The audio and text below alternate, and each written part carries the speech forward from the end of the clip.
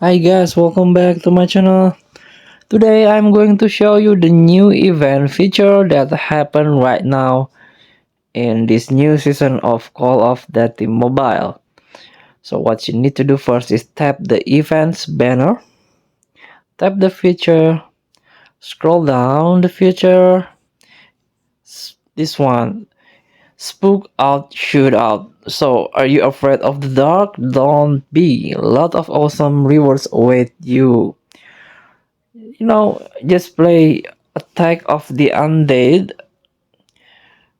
The point is in this event is playing more the Attack of the Undead game mode. So if you, for example, play 3 matches of Attack of the Undead, you get 10 point.